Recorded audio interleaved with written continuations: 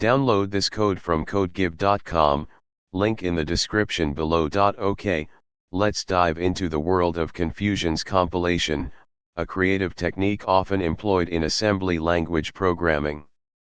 While the name might sound intimidating, the underlying concept is surprisingly straightforward and can be quite powerful when used effectively.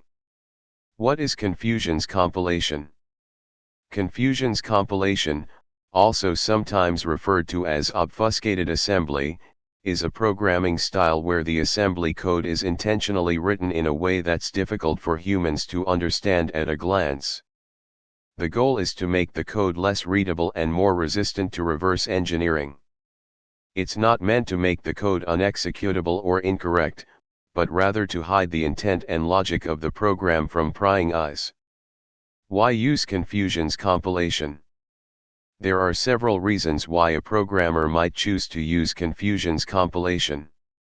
Intellectual property protection. If you've developed a unique algorithm or process, obfuscating the assembly code can make it harder for competitors to understand and copy your work. Anti-reverse engineering. Making code difficult to read can deter crackers or malware analysts from understanding how a program works, patching it, or creating exploits. Security through obscurity, with caveats. While not a replacement for robust security measures, obfuscation can add a layer of complexity that makes it slightly harder to find vulnerabilities.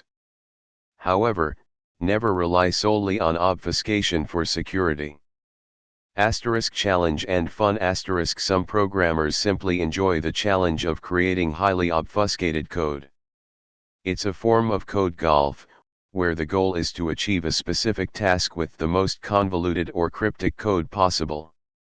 Important considerations before using confusions compilation. Maintainability. Obfuscated code is extremely difficult to maintain.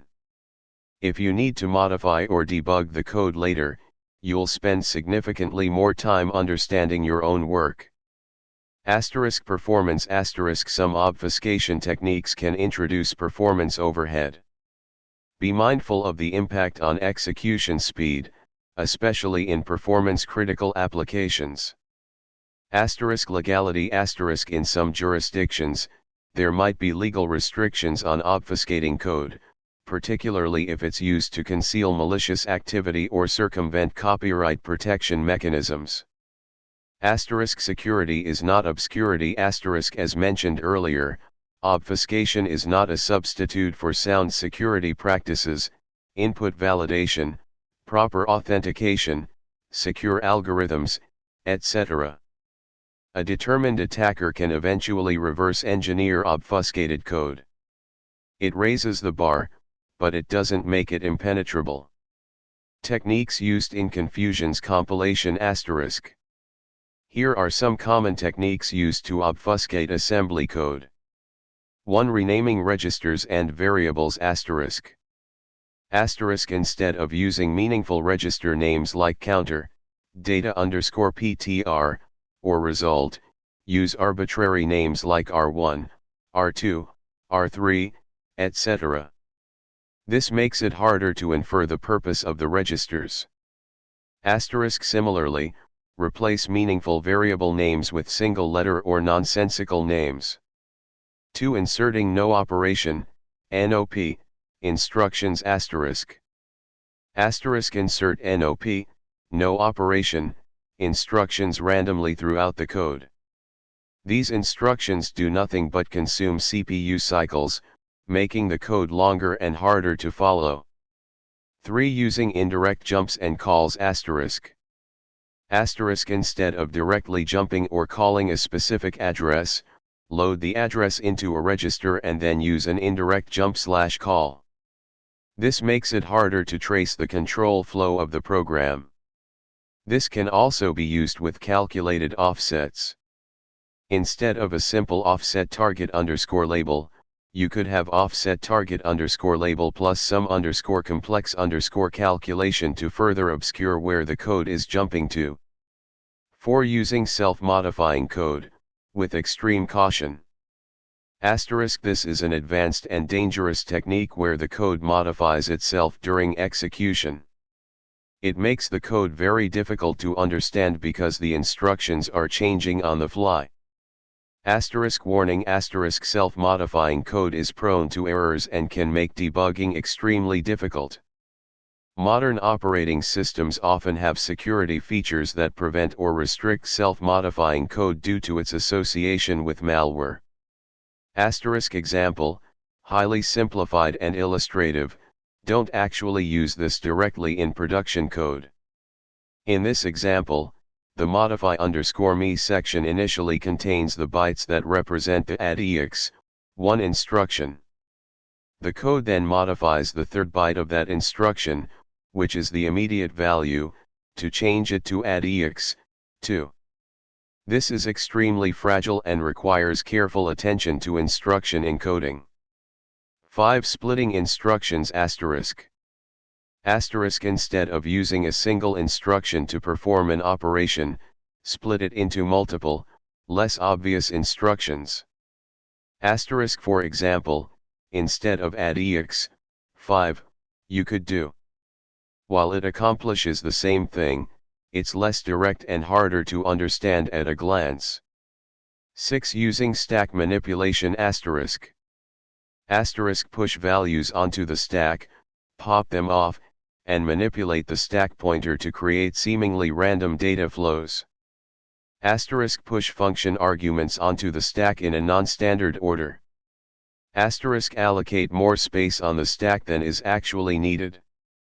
7. Using useless comparisons and jumps Introduce conditional jumps that are always taken or never taken. Perform comparisons where the outcome is always known. 8. Inserting dead code include code blocks that are never executed, but appear to be part of the program's logic. This can mislead reverse engineers. 9. Using compile time directives and macros Use complex macros to expand into obfuscated code. Use conditional compilation, if and def, to create multiple versions of the code that are functionally equivalent but appear different. 10. Instruction substitution Replace common instructions with functionally equivalent, but less common or more complex, instructions. Example, adding 1 to a register. Code example, NASM, simple obfuscation. Here's a simple example of how some of these techniques can be combined using NASM, Netwide Assembler. Explanation X or EX, MOVAL, 4, MOVEX, offset message, add EX, EBX*. Instead of directly loading the address of message into a register, we perform a convoluted series of XOR and addition operations. Push EX, call print_string, add ESP, 4 *. We push the address onto the stack, even though print_string will access it relative to EP, and then clean up the stack, which isn't strictly necessary. Push add /papad in print_string. Saving and restoring all registers is often unnecessary, especially in a simple function like this. It adds to the code size without providing any real benefit. Dead_code. This section of code is never called but is included to confuse a reverse engineer. Unnecessary stack frame setup /teardown for functions like _start when it doesn't need it. Using system call numbers directly without any meaningful label /macro. How to compile and run the example, Linux. 1. Save the code save the code above as obfuscated.asm. 2. Assemble the code 3. Link the object file 4. Run the executable You should see hello, world, printed to the console. More advanced techniques, beyond this tutorial scope, but worth knowing about. Virtualization * create a custom virtual machine, VM, and run the original code within the VM. The VM's instruction set and implementation are obfuscated, making it very difficult to understand the underlying code. Control flow flattening transform the control flow of the program into a series of basic blocks connected by a dispatcher. The original control flow is obscured, making it difficult to reconstruct the program's logic. Mixed Boolean arithmetic, MBA, obfuscation replace arithmetic operations with equivalent but more complex Boolean and arithmetic expressions. Tools and resources assemblers NASM, MASM, GAS, GNU assembler. Disassemblers IDA Pro, Gidra, Radare2. Decompilers these are tools that attempt to convert assembly code back into higher level code, but they often struggle with obfuscated code. Online resources search for assembly obfuscation, anti-reverse engineering techniques, and code virtualization.